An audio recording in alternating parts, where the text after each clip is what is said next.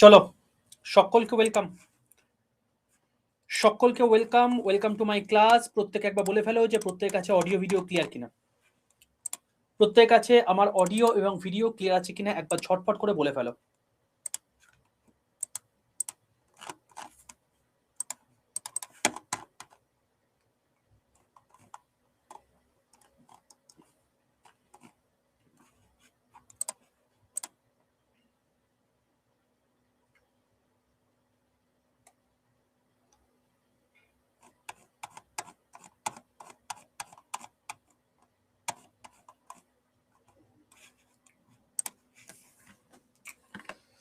All ওকে, ঠিক আছে। চলো,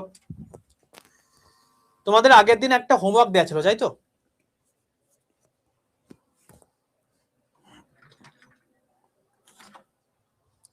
চলো আগে হোমওয়ার্ক গুলো করে নি, আমার সঙ্গে করতে থাকবে। তিনটে ছিল, ওকে। চলো এক এক করে নি,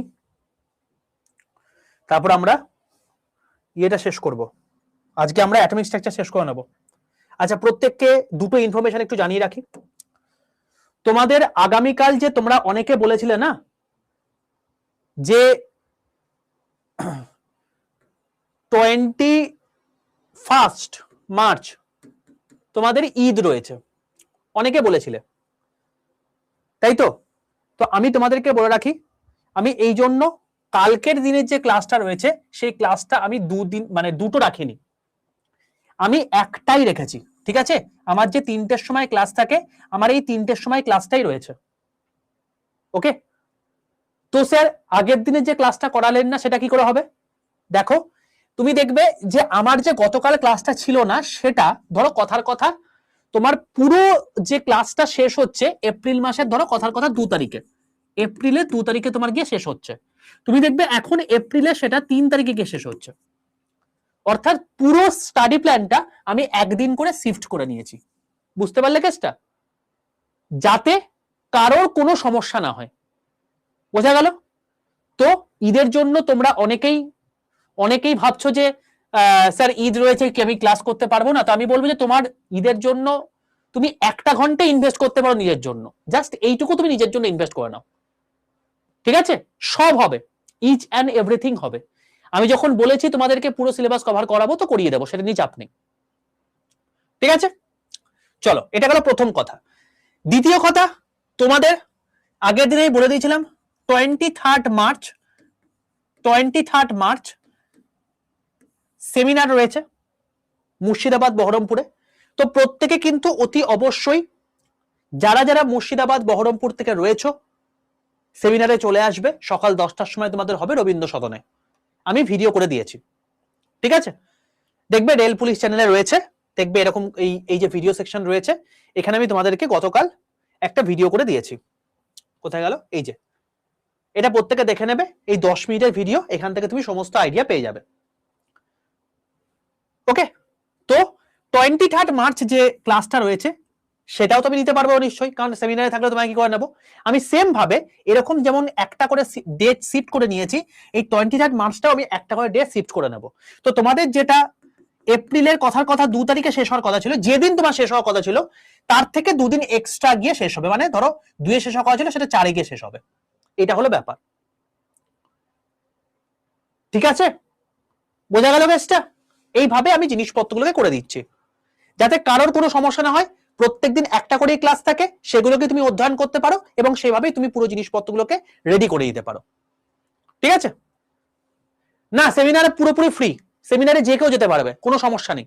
ওকে, আর সেমিনারে তোমাদের জন্য একটা স্পেশাল গিফট থাকবে, সেটা আমি ব্যবস্থা করছি ম্যানেজমেন্টকে যতটা পরিমাণে পুশ করে আমি সেই গিফটটা আদায় করে নেওয়া যায়, তো সেই অনুযায়ী তুমি আসতে পারবে।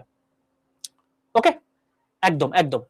আর ইনঅর্গানিক অর্গানিক আমি তোমাদেরকে বলে দিয়েছিলাম যে ইনঅর্গানিক অর্গানিক কিন্তু তোমাদের ভিডিও কোর্স থেকে তৈরি করে নিতে, অনেকে কিন্তু তৈরি করা শুরু করে দিয়েছে, অনেকে শেষ করে দিয়েছে। যারা শুরু করেন তারা কিন্তু শেষ করে নেবে। ওকে, ফিজিক্সে তোমাদের স্টাডি প্ল্যান দেওয়া আছে। আচ্ছা, যে কেউ যেতে পারবে, যে কেউই যেতে পারবে, কোনো সমস্যা নেই। আচ্ছা, আর তোমার হচ্ছে সবার জন্য, যারা যারা যাবে সবার জন্য গিফটটা থাকবে।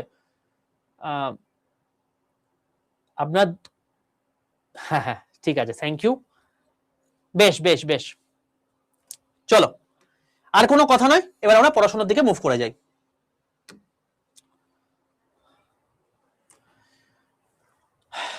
প্রথম আমার ওরিয়েন্টেশন ক্লাসটা দেখে নাও, এখানে সব বলে দিয়েছি, এখন এগুলো কথা নয়, আমি এগুলো নিয়ে কোনো কথা বলবো না, যেগুলো নিয়ে কথা বলার ছিল সেগুলো বলে দিয়েছি। স্যার ইবুক খুঁজে পাচ্ছি না, ভিডিও কোর্স করে পাবো, আমি ওরিয়েন্টেশন ক্লাস প্রথম দিনই বলে দিয়েছিলাম, এখানে আমি কোনো কথা বলবো না, নাহলে সাপোর্টে কল করে না, সাপোর্টের নাম্বারও তোমাদেরকে দিয়ে দিয়েছি।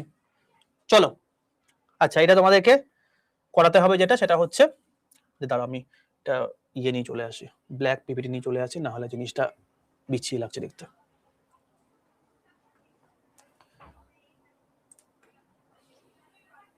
হ্যাঁ হ্যাঁ চলো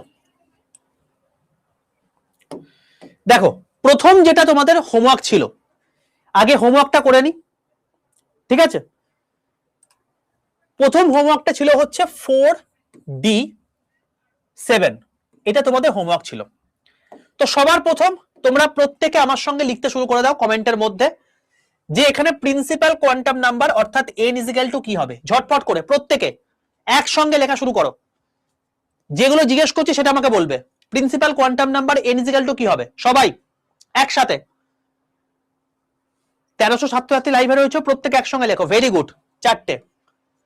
next next azimuthal quantum number এখানে কি হবে, ঝটপট করে বলো, অ্যাজিমুথাল কোয়ান্টাম নাম্বার এখানে কি হবে, অ্যাজিমুথাল কোয়ান্টাম নাম্বার এখানে কি হবে, ভেরি গুড। কেন? তার কারণ এখানে ডি দেওয়া আছে, 0 থেকে শুরু হয়েছে, 0 মানে এস, পি মানে 1, ডি মানে তোমার হচ্ছে 2, তার মানে কি হবে এখানে 2, ঠিক আছে, ভেরি গুড। এবার তুমি আমাকে বলবে ম্যাগনেটিক কোয়ান্টাম নাম্বার এখানে কি হবে, ঝটপট করে করো, তোমরা বলবে এখানে ম্যাগনেটিক কোয়ান্টাম নাম্বার কি হবে, এবং সেই অনুযায়ী সবার প্রথমে আমি ছবিটা এঁকে নিই আগে ফার্স্টে, তোমরা বলো আমি ছবিটা এঁকে নিই। আচ্ছা, ম্যাগনেটিক কোয়ান্টাম নাম্বার আমি ফার্স্ট দেখে নেবো যে ডি আমাকে বলেছে, ডি এর জন্য ছবিটাকে আঁকি, 1 2 3 4 5টা, চলো 10টা লাগবে। এবার 10টা তোমাকে ছবিতে আঁকতে হবে, 7টা রয়েছে, তার মানে 1 2 3 4 5টা 6টা 7টা, এইটা গিয়ে শেষ হয়ে গেল, ব্যাস, আর কোনো তোমার হচ্ছে ইলেকট্রন নেই। খুব ভালো কথা। এবার আমি নাম্বারিং করবো কি করে, বলেছি 2 আছে, তার এখানে -2 -1 0 +1 +2 এরকম বলেছি। তাহলে আমাদের এমএল কি হবে, লাস্ট কোনটা, লাস্ট কোনটা বাবা, লাস্ট হচ্ছে এটা, তাহলে এটা কোথায় আছে, -1 এ আছে, তাহলে কি হবে, ভেরি গুড, -1, তাহলে এখানে ম্যাগনেটিক কোয়ান্টাম নাম্বার হচ্ছে -1, ভেরি গুড ভেরি গুড। চলো এবার তোমরা আমাকে বলবে এটা স্পিন কোয়ান্টাম নাম্বার কি হবে। ভাই আমি যেহেতু ওপর দিক থেকে শুরু করে এঁকেছি, আমাকে যেহেতু কিছু বলেনি কেউ, তাই আমি এই হিসাবেই ভাববো, প্রত্যেকে লিখে দিচ্ছ -1/2 হবে, ভেরি গুড, ব্যাস আমার কাজ হয়ে গেছে, তোমরা শিখে গেছো। জয়েন্টের অঙ্ক করছো ভাই, জয়েন্টের কোশ্চেন করছো, নিজের প্রতি গর্ব করো যে আমি স্যার কিছুই পারি না, আমি কিছুই বুঝতে পারি না, আমি সায়েন্সে একদম কাঁচা, সায়েন্স বলে কেউ যদি কিছু বলে তাহলেই আমি ভয় পালিয়ে যাই, তো এইসব জিনিসপত্রকে তোমরা ভয় পাও, তো তোমরা সবকিছু করছো। চলো পরের কোশ্চেন, 3F13, 3F13, চলো লিখে ফেলি।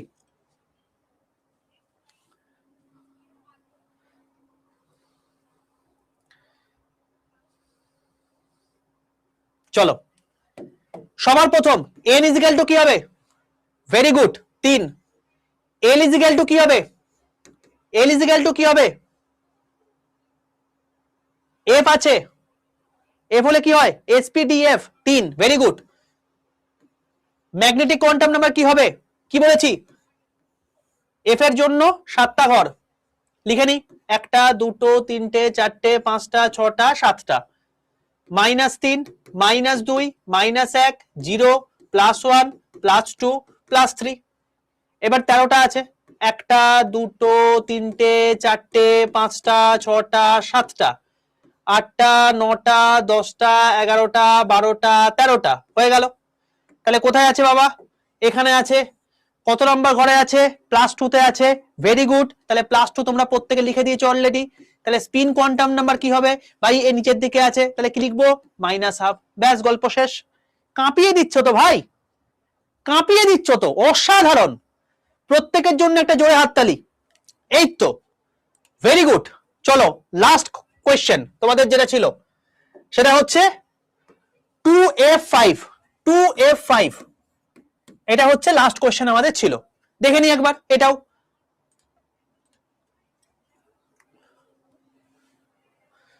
এবার দেখো এটা কি করব, সবার প্রথম প্রিন্সিপাল কোয়ান্টাম নাম্বার কি বলবো, n ইজ ইকুয়াল টু আমরা বলবো হচ্ছে 2, সবাই জানি আমরা। Very good. l is equal to কি লিখবো, l ইজ ইকুয়াল টু কি লিখবো, very good 3। ml is equal to কি লিখবো, আবার ছবি আঁকি, ছবি কি করে আঁকবো, তোমাকে যেরকম বলেছি 7টা ঘর, 1টা 2টো 3টে 4টে 5টা 6টা 7টা, -3 -2 -1 0 +1 +2 +3। চলো এবার 1টা 2টো 3টে 4টে 5টা, চলো 5 নম্বর। আর তো নেই, আর তো ইলেকট্রন নেই, তাহলে এটাই আমাদের শেষ ইলেকট্রন। কত নম্বরে আছে, +1 এ আছে, তাহলে কি হবে এটা +1 হবে, +1 হবে। তাহলে স্পিন কোয়ান্টাম নাম্বার কি হবে, স্পিন কোয়ান্টাম নাম্বার এ ওপর দিকে মুখ করে আছে, তাহলে কি হওয়া উচিত, +1 হওয়া উচিত। ব্যাস, আর কি চাই ভাই। তোমরা প্রত্যেকে একদম সঠিক অ্যান্সার করেছো এবং তোমরা পুরোপুরি কোয়ান্টাম নাম্বার কনসেপ্ট বুঝে গেছো। তোমাদের কারোর কোনো মনে প্রশ্ন নেই, কারোর কোনো মনে সন্দেহ নেই, কারোর কোনো সমস্যা নেই, তাই তো, পুরোপুরি ক্লিয়ার। চলো অ্যাটমিক স্ট্রাকচারে একটা বড় জিনিস তুমি করতে পেরেছো।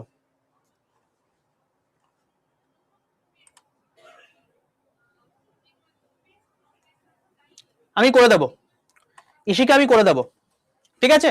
আচ্ছা প্রত্যেককে একটা কথা বলি শোনো, আমার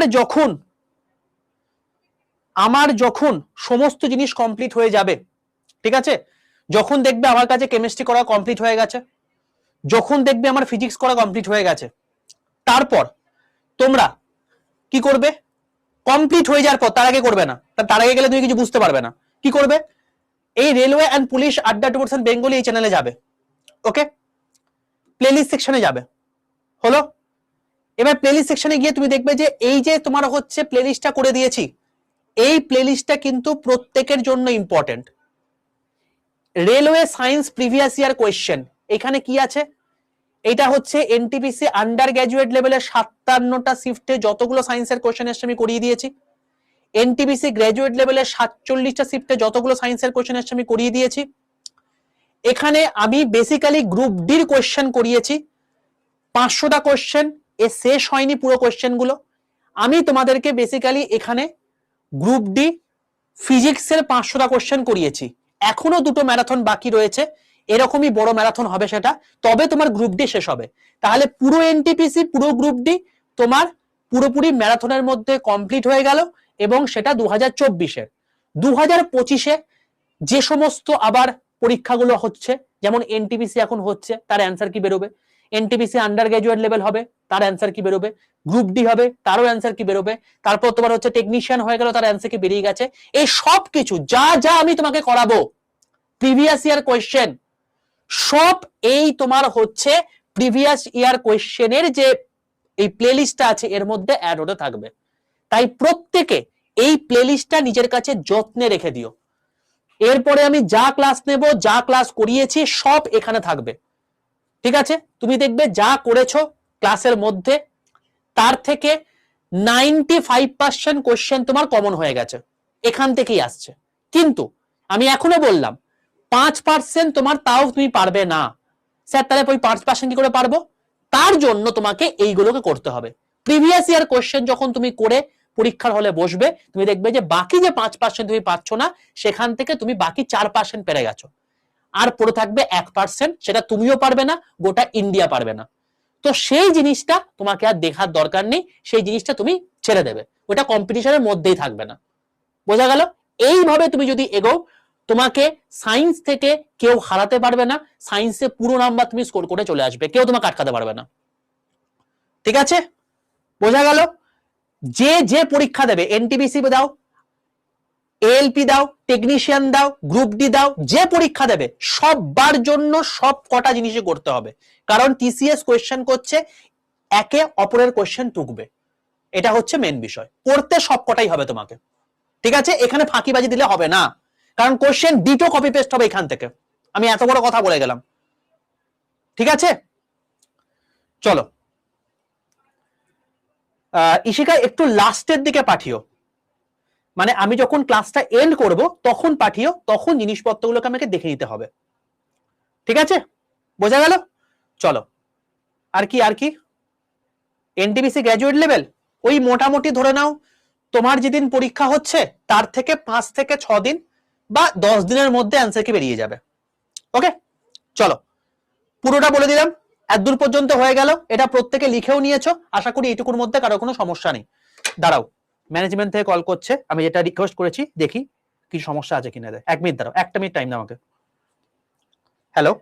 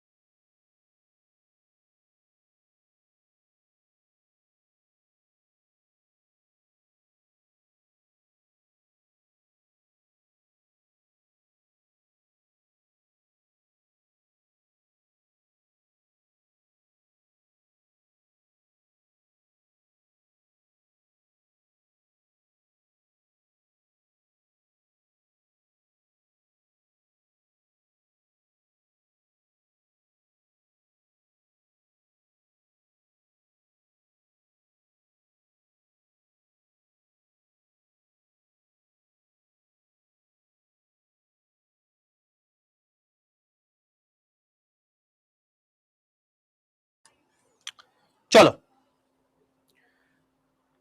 মোটামুটি চলছে কমিউনিকেশন, দেখা যাক কি হয়। চলো এবার আমি নেক্সট কথা বলবো। কি নেক্সট কথা? এইটা তোমাদের কাছে মানে সবাই লিখে নিয়েছো, এটা কারোর কোনো সমস্যা নেই, এটা আমি মুছে দিলাম, এটা তোমাদের পিডিএফ এ থাকবে না, ঠিক আছে? যদি তোমাকে দেখতে হয় তুমি রেকর্ড দেখে নিও, সমস্যা নেই। আচ্ছা, এবার আমি চলে আসছি মেন জায়গাতে, এইটা আমি তোমাদেরকে আজকে পিডিএফ দেব। যা যা এখনো পর্যন্ত অ্যাটমিক স্ট্রাকচার পড়েছো তার টোটাল সিনোপসিস প্রিন্টেড ফরম্যাটে আমি তোমাদেরকে এটা দিয়ে দিচ্ছি। এটা হচ্ছে অ্যাটমিক স্ট্রাকচারের লাস্ট ক্লাস আমি দিই, বোঝা গেল? তো প্রত্যেকে দেখে নাও। এপ্রিল ধরে এগো রোহান, যদি তারপরে পিছ হয় তোমার জন্য বেটার। চলো, অ্যাটমিক স্ট্রাকচার যা যা পড়েছি তার প্রিন্টেড ভার্সন, এটা আমি তোমাদেরকে পিডিএফ দিয়ে দেবো, তুমি ডাউনলোড করে এটাকে প্রিন্টও করে নিতে পারো, কোনো সমস্যা নেই। সবার প্রথম কথা, আমরা পরমাণু গঠন পড়েছি, এখানে কিছু এক্সট্রা জিনিসও তোমাকে পড়তে হবে, সেটা আমি তোমাকে এক এক করে বলে দিতে থাকবো। এখানে সবার প্রথম তোমাকে বলেছে পরমাণু কাকে বলে। ভাই ডাল্টনের কথা অনুযায়ী বলেছে যে মৌলিক পদার্থের সেই ক্ষুদ্রতম কণা যাদের আকার, ওজন এবং ধর্ম অভিন্ন, যাদের রাসায়নিক প্রক্রিয়ায় ভাঙা যায় না, সৃষ্টি করা যায় না, তাদেরকে পদার্থের পরমাণু বলে। তোমাদের মনে প্রশ্ন আসতে পারে যে স্যার এইগুলো কি বাংলাতেই থাকবে? দেখো তোমাদের এখানে আমি বাংলা দিয়ে দিয়েছি, তার নিচেই দেখো ইংলিশ লেখা আছে, তোমার বাংলা ইংলিশ দুটোই থাকবে। কন্টেন্ট আমি তোমাকে বলেছিলাম বাংলা ইংলিশ দুটোই দেবো, দেখো দুটোই রয়েছে। তোমার যে যেটা ল্যাঙ্গুয়েজে পড়তে ইচ্ছা করছে তুমি সেই ল্যাঙ্গুয়েজে পড়ে নিও, কোনো সমস্যা নেই, বোঝা গেল? এবার দেখো আমি তোমাকে বলেছিলাম কি, যে কোনো একটা পরমাণু যখন হয়ে থাকে সেটাকে কি করে থাকি আমি 3টে ভাগে ভাগ করতে পারি। কিরকম? এর ভেতরে থাকে হচ্ছে নিউক্লিয়াস, এই নিউক্লিয়াসের মধ্যে কি থাকে, একটা হচ্ছে নিউট্রন থাকে, একটা হচ্ছে প্রোটন থাকে। প্রোটনরা হয়ে থাকে চার্জ পজিটিভ, নিউট্রনে কোনো চার্জ নেই, তাই এদের কোনো দেখো চার্জ দেওয়া নেই। এর বাইরে কে থাকে? এর বাইরে ইলেকট্রন থাকে, তার চার্জ হচ্ছে নেগেটিভ। এটি আমরা পড়েছিলাম, তাই তো?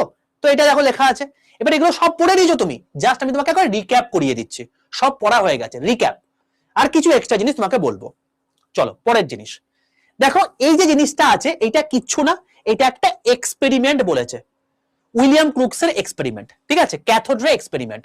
তো ক্যাথোড থেকে অ্যানোডের দিকে যাচ্ছে, তো দেখো এখানে ইলেকট্রনগুলো এদিকে চলে আসছে, ঠিক আছে? তো এইটাকে কি হচ্ছে, যেহেতু নেগেটিভ থেকে আসছে তাই এটাকে কি নাম দিয়েছিলেন তিনি? নেগাট্রন নাম দিয়ে দিয়েছিলেন। এটাই হচ্ছে ব্যাপার। বোঝা গেল? তো এটাই তোমাকে এখানে জাস্ট দেখিয়েছে, এটা কোনো বড় ব্যাপার নয়। এটারই উল্টো জিনিসটা অ্যানোড রে ডিসচার্জ টিউবের মাধ্যমে দেখিয়েছে, যে ক্যাথোড থেকে যেমন আসছিল তেমনি অ্যানোড থেকেও যাচ্ছে, তো অ্যানোড থেকে যেহেতু যাচ্ছে সেটা তোমার হচ্ছে গল্প। ঠিক আছে, তো এটা তোমার এখানে দেওয়া আছে।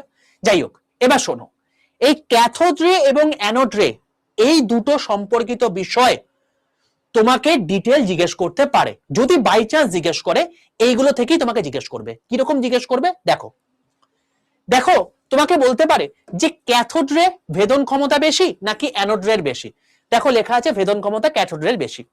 2 নম্বর বিষয়, এটা সরল রেখায় গমন করে, এটা তাপ উৎপাদন করতে পারে, এটা গতিবেগ তুলনামূলকভাবে বেশি, এটার চার্জ হচ্ছে নেগেটিভ, এর আবিষ্কর্তা হচ্ছে তোমার কি জুলিয়াস প্লাকার।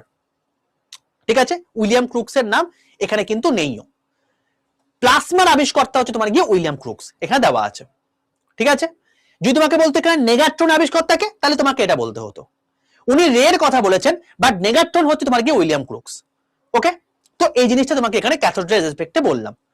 অ্যানোড রে যদি বলি, এর ভেদন ক্ষমতা কম, গতিবেগ কম, এর আবিষ্কর্তা পজিটিভ, মানে এটা হচ্ছে পজিটিভ, এবং এর আবিষ্কর্তা কে পজিটিভ মানে প্রোটন, তাহলে কি হবে গোল্ডস্টাইন হবে। তো এই জিনিসটা এখানে অ্যানোড রেতে বলা আছে। এটা পুরোটাই আমি পড়িয়ে দিয়েছি, তারই সিনপসিস তোমার এখানে দেওয়া আছে। এবার যারা ইংলিশে পড়তে চাও, যা যা এখানে বাংলায় লেখা আছে পুরো জিনিসটাই তোমার এখানে ইংলিশে লেখা আছে, এরও পুরো জিনিসটা তোমার এখানে ইংলিশে দেওয়া আছে। এখানে 4টে পয়েন্ট, এখানে তোমার 7টা পয়েন্ট, পড়ে নিও, গল্প শেষ। চলো পরের গল্প।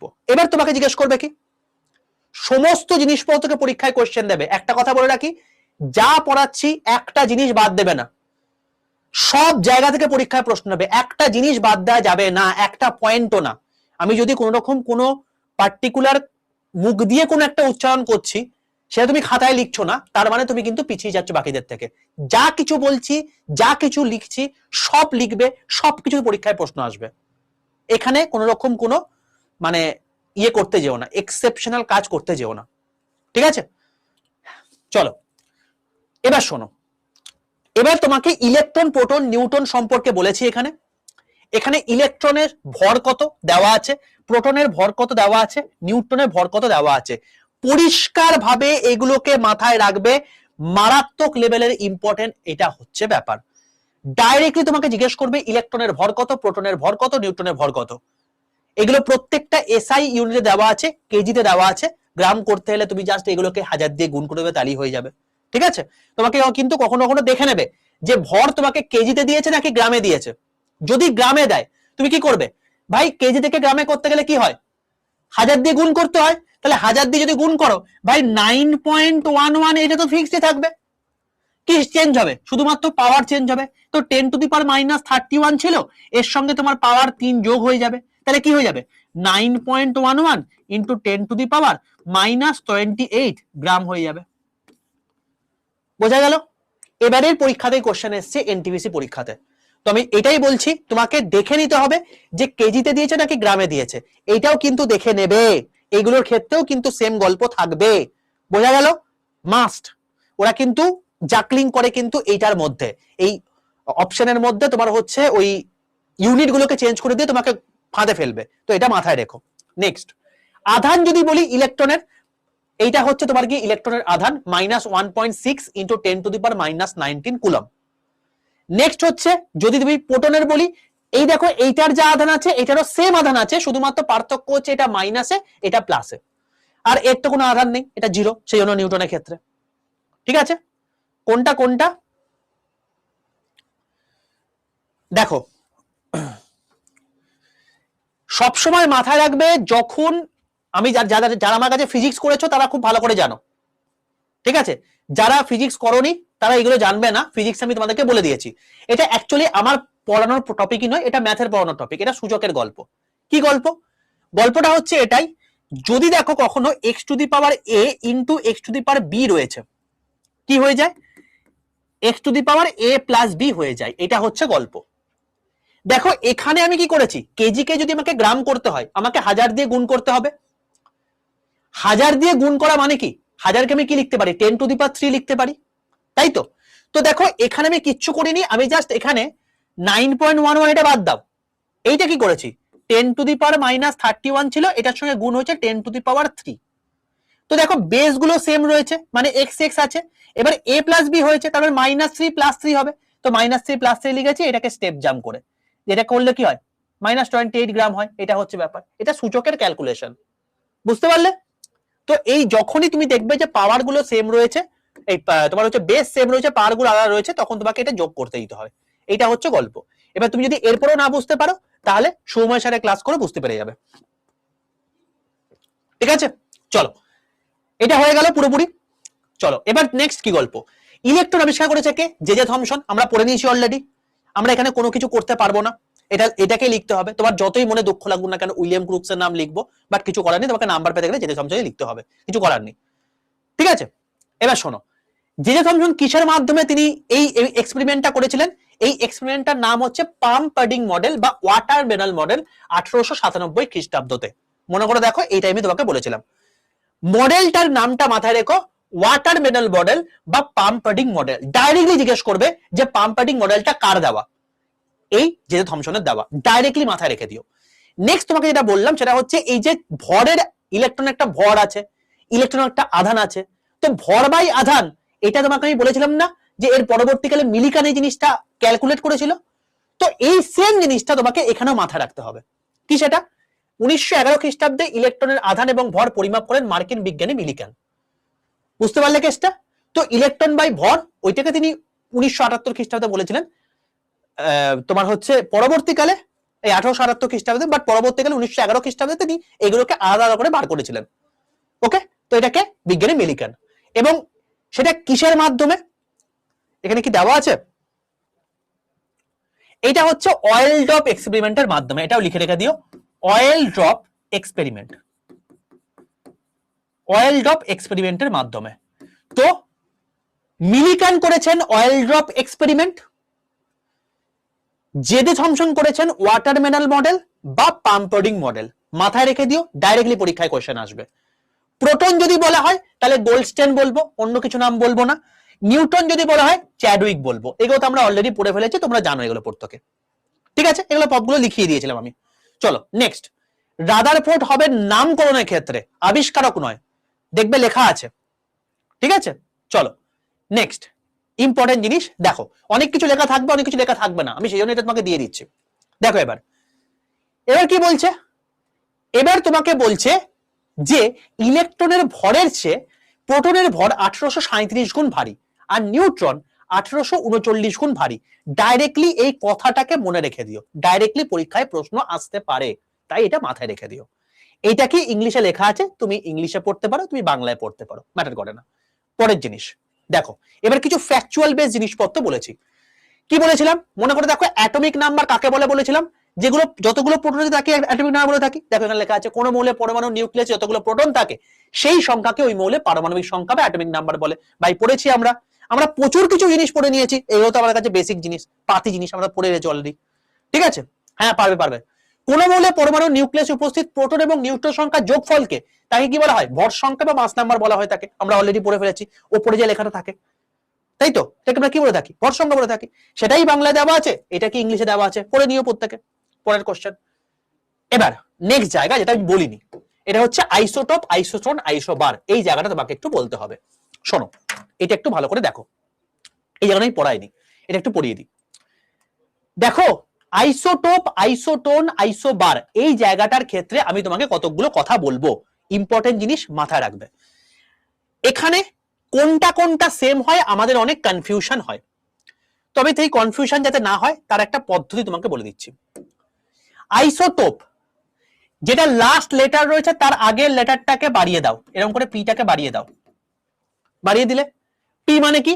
পি মানে হচ্ছে প্রোটন। তাহলে এখানে কি থাকবে? এখানে প্রোটন নাম্বার সেম থাকবে। যে সমস্ত জায়গাতে প্রোটন নাম্বার সেম থাকবে তাদেরকে আমরা আইসোটোপ বলতে পারি, ঠিক আছে? প্রোটন নাম্বার যেখানে সেম থাকবে তাদেরকে আমরা আইসোটোপ বলতে পারি, আরামসে বলতে পারি। এবার তোমাকে যদি বলি একটা এক্সাম্পল দিন তো স্যার, C612, C613, বলতে পারি এরা একে অপরের আইসোটোপ। 6টা কি? প্রোটন, এটাও প্রোটন, দুটোর ক্ষেত্রে প্রোটন নাম্বার সেম বা দুটো এলিমেন্ট, তাহলে এরা একে অপর কি? আইসোটোপ। বোঝা গেল? এইবার খুব ইম্পর্টেন্ট জিনিস তোমাকে আমি বলবো, এই যে দেখো দেবাংশ লিখেছে মাস নাম্বার আলাদা কিন্তু প্রোটন নাম্বার সেম, তাকে আমরা আইসোটোপ বলি। এটা আমরা ছোটবেলা থেকে পড়ে আসছি, একে আমরা আইসোটোপ বলি। কিন্তু প্রশ্ন তোমাকে এবার ঘোরানো শুরু করলো, গ্রুপ ডির প্রশ্ন দেখাচ্ছি তোমাকে কি বলেছে। গ্রুপ ডির কোশ্চেনে তোমাকে বলেছে একটা কোশ্চেন, কি কোশ্চেন এবার দেখো কোশ্চেনটা কি বলছে। কোশ্চেন বলছে আইসোটোপে কি ডিফার করে। দেবাংশ কি বললো? দেবাংশ বলল যে proton number same but mass number different. ভাই তাই তো হচ্ছে, এখানে এখানে মাস নাম্বার 12, এখানে মাস নাম্বার 13, এরা different but proton number 6 6 same আছে, তাহলে এরা একেবারে আইসোটোপ হচ্ছে। তাই তো দেবাংশ ঠিক বলেছে, একদম ঠিক বলেছে। চলো এবার এখানে অপশন কি দিয়েছে একবার দেখে নি। Number 1 proton number, number 2 electron number, number 3 মাস নাম্বার, নাম্বার 4 নিউট্রন নাম্বার। দেখি বলো তো কি অ্যান্সার হতে পারে। আইসোটোপ এর ক্ষেত্রে কোন জিনিসটা ডিফার করে, দেখি বলো অ্যান্সার কি হবে। এটা A B C R D, difference কোনটা হয়?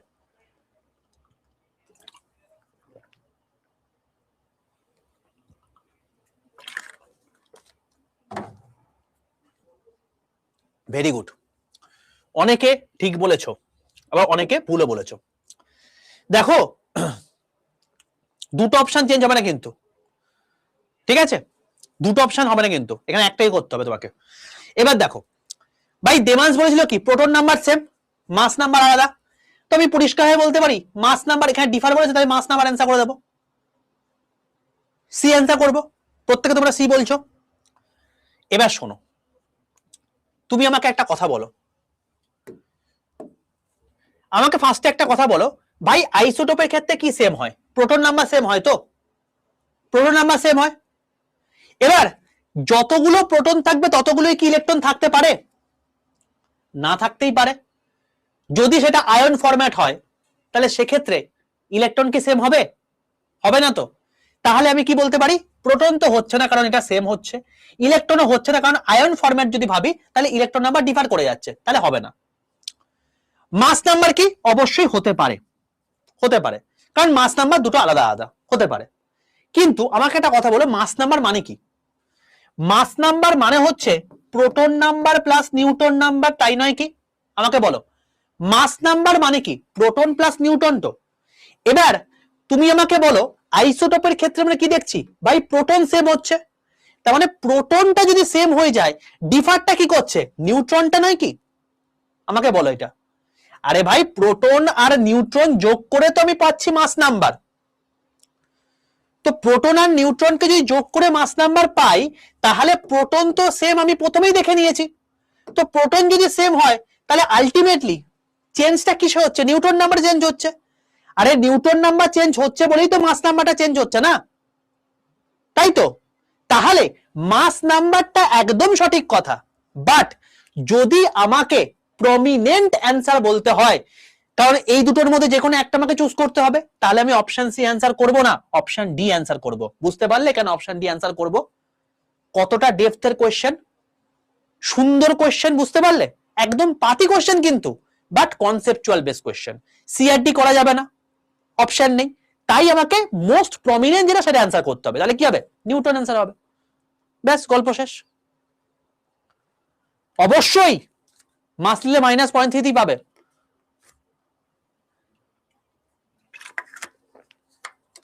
যখন তোমাকে দুটোর মধ্যে যে কোনো একটা কোশ্চেন চুজ করতে হবে তখন তোমাকে প্রমিনেন্টটা খুঁজতে হবে, দুটো অ্যান্সার হতেই পারে, ঠিক আছে। নিউটন না থাকলে তখন মাস করতে পারো, কোনো সমস্যা নেই। চলো ডান, পরের কোশ্চেন। আইসোটোন, আইসোটোন জিনিসটা কি? আইসোটোন মানে হচ্ছে দেখো আমি তোমাকে কি বললাম, যেটা লাস্টে লেখা থাকবে তার সেটাকে বাড়িয়ে দাও। এটা কি এন, এনটাকে বাড়িয়ে দিয়েছি। এন মানে কি নিউট্রন নাম্বার সেম। তোমার মনে থাকে না অনেকে যে স্যার কোন নাম্বারটা সেম হবে কিছুই বুঝতে পারছে না, এভাবে মনে রেখে দাও। আইসোটোপ মানে পি টাকে বাড়িয়েছি তাহলে প্রোটন নাম্বার, আইসোটোন মানে কি নিউটনটাকে এন টাকে বাড়িয়েছি তাহলে Newton number. Sir Newton number same মানে কিরকম ব্যাপারটা আমাকে একটা এক্সাম্পল দিয়ে বোঝান। দেখো তোমাকে বললাম কার্বন 13 6, আর ধরো তোমাকে আমি বললাম নাইট্রোজেন 7 14, তুমি আমাকে বলো এখানে প্রোটন কটা আছে? ভাই 6টা আছে। এখানে প্রোটন কটা আছে? ভাই 7টা আছে। এবার তুমি আমাকে বলো ইলেকট্রন আমার দেখার দরকার নেই, নিউট্রন কটা আছে? তুমি বলবে 13 থেকে যদি 6 বিয়োগ করি তাহলে সেটা নিউটন হবে, 13 থেকে 6 বিয়োগ করলে 7 হয়। এখানে নিউটন কটা আছে? 14 থেকে যদি 7 বিয়োগ করি তাহলে 7 হয়, তাহলে এখানেও 7টা আছে, তাহলে এখানেও নিউটন 7টা আছে, এখানেও নিউটন 7টা আছে, তাহলে এরা পরে একেবারে কি আইসোটোন। বোঝা গেল? বোঝা গেল? একদম। তো এইটা হলো ব্যাপার। চলো একদম তুমি বলতে পারো প্রোটিয়াম ডয়টেরিয়াম ট্রিটিয়াম সেটা হচ্ছে আইসোটোপ, H11 H21 H31 এগুলোকে প্রোটিয়াম ডয়টেরিয়াম ট্রিটিয়াম বলা হয়ে থাকে। তুমি দেখবে এই জিনিসটা আমি তোমাদেরকে নন মেটাল চ্যাপ্টারে হাইড্রোজেন চ্যাপ্টারের মধ্যে এটা করিয়েছি, ঠিক আছে? চলো নেক্সট, আইসোবার কাকে বলে? আইসোবার, আইসোবার মানে হচ্ছে যাদের ক্ষেত্রে মাস নাম্বার সেম হয়। কি বললাম? বার মানে হচ্ছে যেখানে ভর, মাস নাম্বার যেখানে সেম হবে। সে মাস নাম্বার সেম বলতে ব্যাপারটা কি? ধরো তোমাকে আমি বললাম ক্যালসিয়াম 20 40, তোমাকে বললাম আর্গন 40 18, তাই দেখো কি এটাও 40 এটাও 40, তাহলে মাস নাম্বার কি সেম আছে, তাই তো? তাহলে এগুলো কি? এগুলো হচ্ছে তোমার কি আইসোবার। বোঝা গেল? এছাড়া আর একটা জিনিস আছে তার নাম হচ্ছে আইসো ডায়াফার। কি বললাম? আইসো ডায়াফার। আইসো ডায়াফার মানে কি? আইসো ডায়াফার মানে হচ্ছে যেখানে নিউট্রন মাইনাস প্রোটন সংখ্যা হবে সেম, নিউট্রন মাইনাস প্রোটন সংখ্যা হবে সেম। এক্সাম্পল দেখি, ধরো তোমাকে আমি বললাম ফ্লুরিন 19 9 বলে দিলাম, আর তোমাকে আমি বললাম ক্যালসিয়াম 39 19, ঠিক আছে? আমি তোমাকে বলছি নিউট্রন মাইনাস প্রোটন সংখ্যা সেম হতে হবে, neutron number minus proton number এটা সেম হতে হবে, ঠিক আছে? এবার দেখো এখানে কি বলবে, দেখো এখানে প্রোটন কটা আছে বাবা? 9টা আছে। তুমি এখানে কি বলে প্রোটন কটা আছে বাবা? 19টা আছে, হয়ে গেল। এবার নিউটন কটা আছে বাবা? 19 মাইনাস 9 মানে 10টা আছে। এখানে নিউটন কটা আছে? 39 মাইনাস 19 মানে 20টা আছে, বলতে পারি। এবার নিউট্রন মাইনাস প্রোটন কত হবে এখানে? ভাই 10 মাইনাস 9 মানে 1, আর এখানে নিউটন মাইনাস প্রোটন কত হবে? ভাই এখানেও 20 মাইনাস 19 মানে 1, মানে এখানেও 1 আছে এখানেও 1 আছে, কি নিউটন মাইনাস প্রোটন। তাহলে এদেরকে আমরা কি বলবো? আইসো ডায়াফার বলবো। মনে থাকবে? টেনতে খুব জ্বালিয়েছিল এগুলো, বেশ এখন বুঝতে পারলে তো? প্রত্যেক কাছে ক্লিয়ার হলো তো? মুখস্থ করবো না আমরা, মনে রেখে দেবো। বার মানে হচ্ছে মাসকে বোঝায়, তাই মাস নাম্বার সেম। এটা কি নিউটন আর প্রোটন নাম্বার সেম। আর এগুলো কি তুমি জাস্ট নিচেগুলোকে বাড়িয়ে দাও, এই এনটাকে বাড়িয়ে দিলে নিউটন হয়ে যাচ্ছে, এই পিটাকে বাড়িয়ে দিলে প্রোটন হয়ে যাচ্ছে, গল্প শেষ। আর কিছু নেই এর মধ্যে। তো যদি তোমাকে আমি বলি ভাই তুমি একটা জিনিস বোঝো, যদি তোমাকে আমি বলি নিউট্রন যদি সেম হয় তাহলে কি বলবে? আইসোটোন। যদি প্রোটন সেম হয় তুমি কি বলবে? আইসোটোপ। যদি তোমার হচ্ছে নিউট্রন প্লাস প্রোটন সেম হয়, নিউট্রন প্লাস প্রোটন মানে কি? নিউট্রন প্লাস প্রোটন মানে কি? মাস নাম্বার। তাহলে মাস নাম্বার যদি চলে আসে তাহলে সেক্ষেত্রে কি বলবো? আইসোবার, কারণ এটা মাসকে বোঝাচ্ছে, আইসোবার। যদি তোমাকে বলে নিউটন মাইনাস প্রোটন তাহলে কি হবে? আইসো ডায়াফার। স্যার সবে নিউটন প্রোটন নিয়ে কেন করছেন বলুন তো? ইলেকট্রন নেই কেন? কারণ ইলেকট্রনের থেকে ভয়ঙ্কর কিছু হতে পারে না। ইলেকট্রনকে দেখতে গিয়ে আমাদের অরবিটাল কনসেপ্ট পড়তে হয়েছে, সেল কনসেপ্ট পড়তে হয়েছে, সাবসেল কনসেপ্ট পড়তে হয়েছে, এগুলো পড়তে হয়েছে। তো যত কিছু দেখবে এই ছোট ছোট জিনিস এগুলো সব নিউটন প্রোটনকে নিয়েই আছে, বুঝতে পারলে? কারণ ওটা তো ফিক্স জায়গা, ওটা নিয়ে চাপ নেই, বাট এইটা নিয়ে চাপ আছে, ঠিক আছে? এই হলো ব্যাপার। আর একটা জিনিস এর সঙ্গে আইসো আইসো যেহেতু আছে তার সঙ্গে মিলতে ঝুলতে হচ্ছে তোমার কি আইসোমার, যদিও এটা অ্যাটমিক স্ট্রাকচারের পার্টের মধ্যে পড়ে না, এটা অর্গানিক কেমিস্ট্রির মধ্যে পড়ে। অর্গানিক কেমিস্ট্রি বই পড়িয়ে দিয়েছি। এটা ব্যাপারটা কি কিচ্ছু না, এটা হচ্ছে বিউটেন, এটা হচ্ছে আইসোবিউটেন। তার স্ট্রাকচার এখানে দেওয়া আছে। এটা ব্যাপারটা কি, ধরো এখানে কার্বন কার্বন কার্বন কার্বন, 4টে কার্বন আছে, তাহলে C4, হাইড্রোজেন কটা আছে, 1টা 2টো 3টে 4টে 5টা 6টা 7টা 8টা 9টা 10টা, H10, C4H10, তাহলে 4টে কার্বন আছে, হাইড্রোজেন 10টা আছে। সেম গল্প এটার ক্ষেত্রে কি আছে, 1টা 2টো 3টে 4টে, 4টে কার্বন আছে, হাইড্রোজেন কটা আছে, 1টা 2টো 3টে 4টে 5টা 6টা 7টা 8টা 9টা 10টা, 10টা হাইড্রোজেন আছে। তার মানে এটাও 4টে কার্বন 10টা হাইড্রোজেন, এটাও 4টে কার্বন 10টা হাইড্রোজেন, বাট দুটো স্ট্রাকচার আলাদা, ঠিক আছে? তো সেই জন্য এরা বিউটেন, এরা আইসোবিউটেন, এদের স্ট্রাকচার আলাদা বাট গঠন একই, তাই এদেরকে একে অপরের আইসোমার বলে, ঠিক আছে? চলো, যাই হোক, এটা তোমাদের অর্গানিক কেমিস্ট্রি পড়িয়ে দিচ্ছি, সেটা তুমি ওখান থেকে দেখে নেবে, এটার সঙ্গে সম্পর্ক আমি এটা বলছি না, ঠিক আছে? চলো এবার শোনো, এবার মেন পড়ার জায়গা, আমি যা যা বললাম এগুলো সব বোঝার জায়গা ছিল, এবার মেন পড়ার জায়গা, হ্যাঁ অর্গানিকে পেয়ে যাবে। মেন পড়ার জায়গা এবার শোনো খুব ভালো করে মন দিয়ে, খুব ইম্পর্টেন্ট জায়গা, এবার সবাই চুপ হয়ে যাও। কনসেপ্টের জায়গা আমাদের কমপ্লিট, এবার তোমাদেরকে খাটার জায়গা, আমার কাজ কমপ্লিট হয়ে গেছে, আমার কোনো চাপ নেই। এবার তোমাকে এগুলোকে ধরে ধরে এবার পড়ে নিতে হবে, এখান থেকে পরীক্ষায় প্রশ্ন আসবে। কিরকম প্রশ্ন, আমি পিডিএফ দিয়ে দেবো, এখান থেকে পড়ে নেবে। পৃথিবীতে টোটাল 94টা প্রাকৃতিক মৌল আছে, 26টা অপ্রাকৃতিক মৌল আছে, এটা তোমাকে মুখস্থ করতে হবে। রাদারফোর্ড প্রথম আলফা কণা বিচ্ছুরণ পরীক্ষার মাধ্যমে নিউক্লিয়াস আবিষ্কার করেন, তুমি নিজেই পড়েছো। ইলেকট্রন সবসময় নির্দিষ্ট কক্ষপথে নিউক্লিয়াসকে প্রদক্ষিণ করছে। পোলোনিয়াম ধাতু সবচেয়ে বেশি আইসোটোপ আছে, যদি তোমাকে বলে সবচেয়ে বেশি আইসোটোপ কার আছে, তুমি বলে পোলোনিয়াম, যার 42টা আইসোটোপ আছে।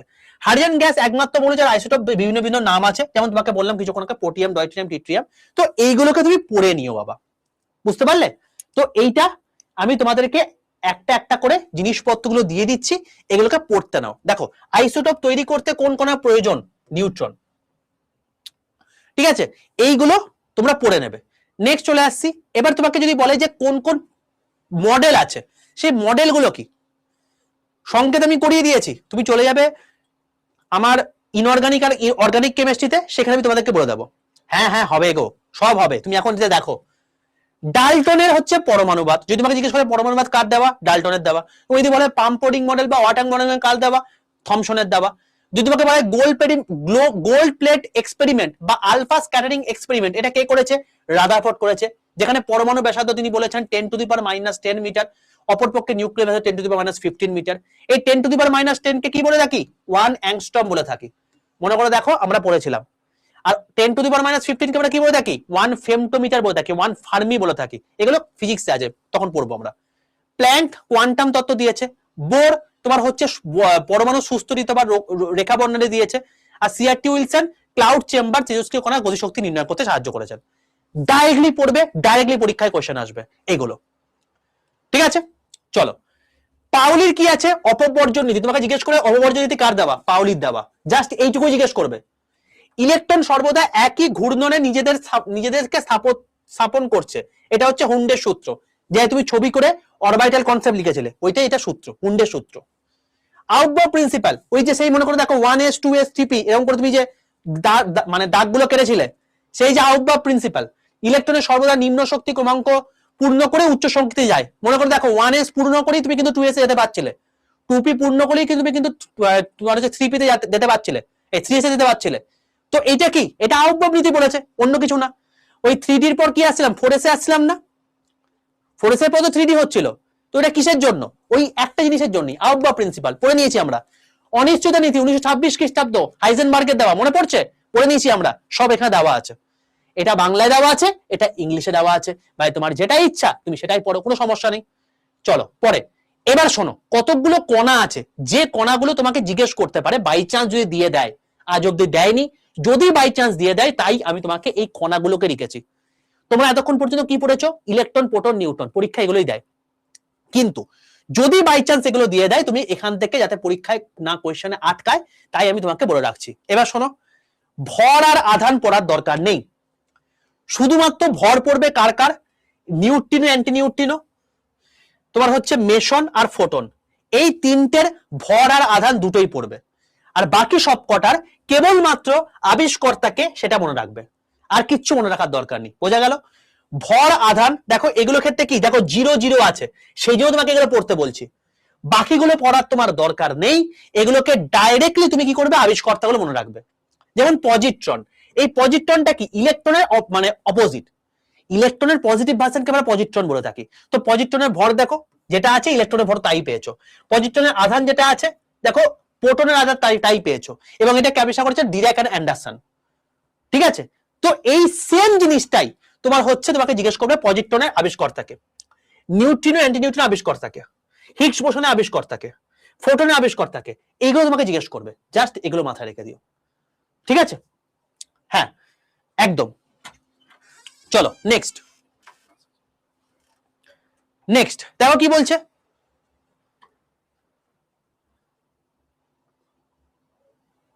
ঠিক আছে, এবার দেখো নেক্সট কি বলেছে, আলফা কণা, বিটা কণা, গামা কণা, এইগুলো আমি দেখবে এইটা নিয়ে সব মানে পুরো জিনিসটা আমি অর্গানিক কেমিস্ট্রিতে করিয়ে দিয়েছি।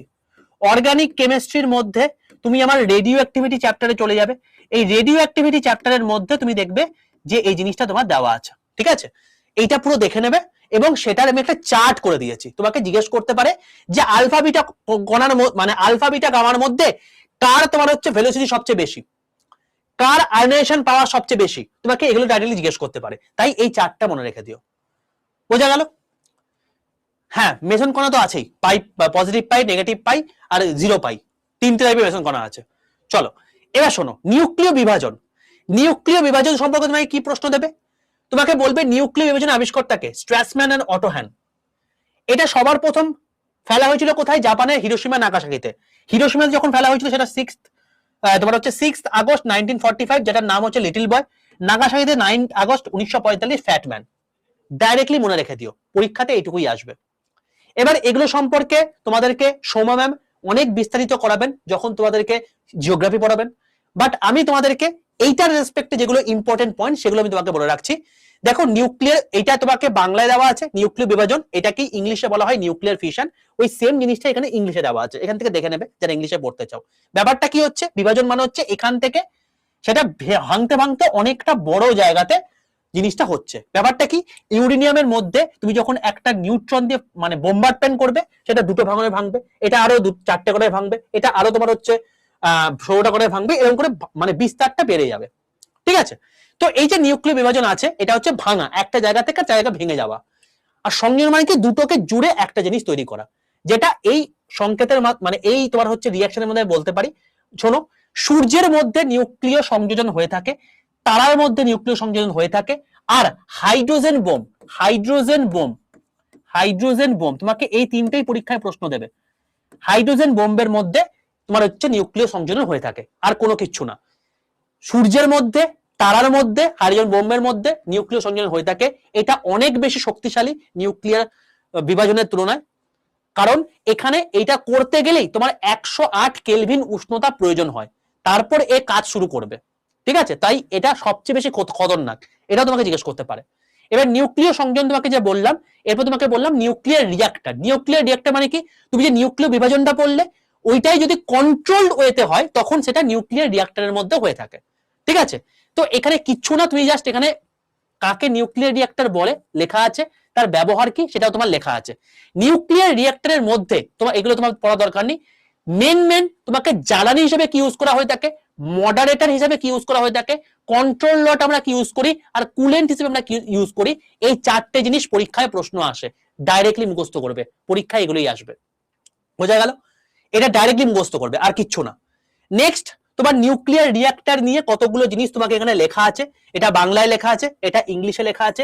যে ভারতের 3 স্টেজ নিউক্লিয়ার প্রোগ্রাম সবার প্রথম হোমি জাহাঙ্গীর ভাবা 1950 সালে শুরু করেছিলেন, তোমার জাস্ট ব্যাকগ্রাউন্ডটা লেখা আছে। ঠিক আছে, তো এবার নিউক্লিয়ার এনার্জি কি করে ডেভেলপ হয়েছে সেটা নিয়ে কিছু জিনিসপত্র তোমার এখানে লিখে দেওয়া আছে, এটা বাংলায় দেওয়া আছে, এটা ইংলিশে দেওয়া আছে, তুমি এখান থেকে পড়ে নিও। জাস্ট জাস্ট পড়াটা মেন ইম্পর্টেন্ট।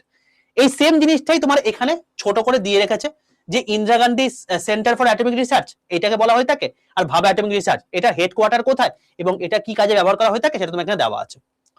এই নিউক্লিয়ার রিঅ্যাক্টর কি কি এখন বর্তমানে আছে সেটা তোমার এখানে দেওয়া আছে, এখান থেকে একবার পড়ে নিও। এটা বাংলায় দেওয়া আছে, এটা ইংলিশে দেওয়া আছে, এটা কিচ্ছু বোঝাবার নেই, জাস্ট মুখস্থ করতে হবে। ঠিক আছে, চলো। আগের বার এনটিপিসি আন্ডার গ্র্যাজুয়েটে দিয়েছিল, বলছি তবে এগুলো থেকেই পরীক্ষায় প্রশ্ন আসবে, সেটাই তো বলছি তোমাকে আমি।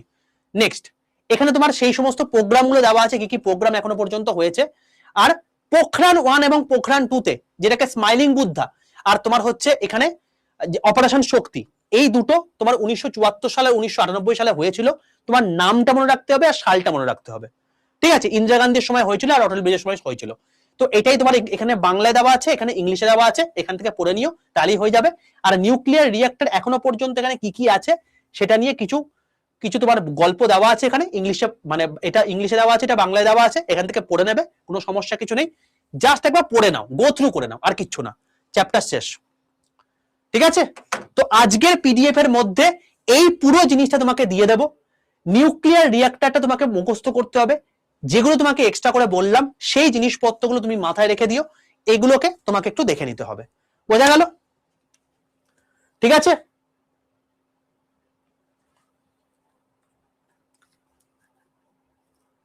ক্লিয়ার হলো?